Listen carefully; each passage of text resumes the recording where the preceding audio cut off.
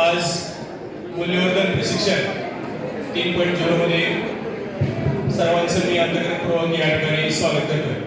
इयत्ता दुसरीचा या ठिकाणी आम्हाला भाग आलेला आहे, त्यामध्ये प्रामाणिकपणा हा घटक आपण या ठिकाणी अभ्यासतो आहोत।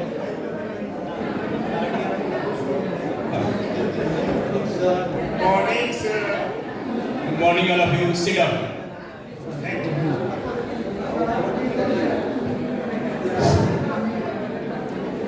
मुलांच्या अंगी आपणास चांगल्या प्रकारची मूल्य रुजवता यावी, चांगले गुण त्यांच्या अंगी असावे, याला अनुसरून आपण या ठिकाणी पाठ अभ्यासतोय। मुलांच्या अंगी कोणते गुण असावेत असं वाटतं? मुलाच्या अंगी प्रामाणिकपणा असावा, खिलाडी वृत्ती असावी, अजून कोणता गुण असावा असं वाटतं?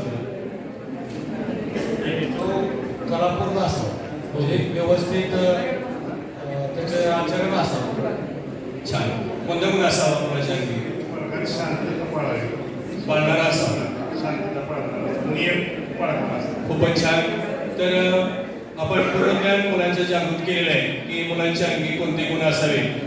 तर प्रत्येक विद्यार्थ्याने या ठिकाणी त्यांना जे अपेक्षित आहे ते गुण त्या ठिकाणी सांगितलेले आहेत। तर मुलांच्या अंगी निश्चितच प्रामाणिकपणा हा गुण असायला हवा, जेणेकरून honesty is the best policy असं म्हटलं जातं। त्यामुळं प्रामाणिकपणा जर असेल तर तो निश्चित यशाच्या शिखरावरती गेल्याशिवाय राहणार नाही।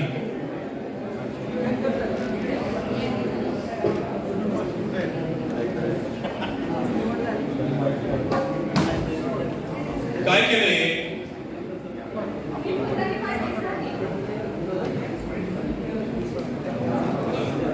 मी फुलदाणी पाडलीच नाही, मग कोणी पाडली? माझ्या भावाने पाडली। बर बर, ओके।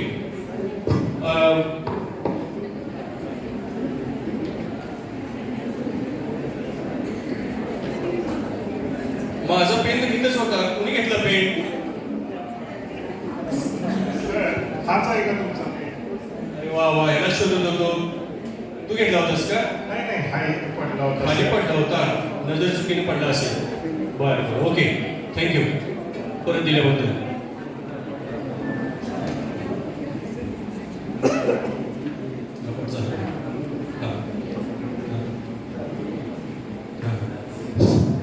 तुझी काय समस्या आहे?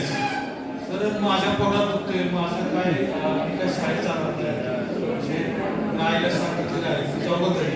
बर बर बर, खरंच पोटात दुखतंय की कारण आहे? खरोखरच नाही दुखत। बर बर बर, मग औषध गोळ्या व्यवस्थित घे आणि घरीच थांब, आईला सांग व्यवस्थित। Okay okay. तर अशी बालकं आहेत।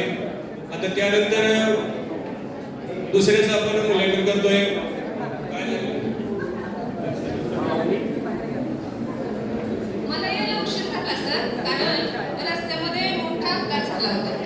त्यामुळे शाळेला यायला उशीर झाला। हो, निघताना लवकर निघाली होतीस की उशिरा झाला? लवकरच निघाले होते, पण रस्त्यामध्ये मोठा अपघात झाला।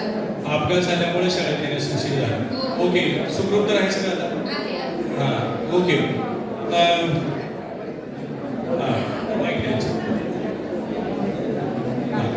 काय चाललं होतं? माझ्या दुकानात आला होतास, काय घेतलं होतं बाळा तू?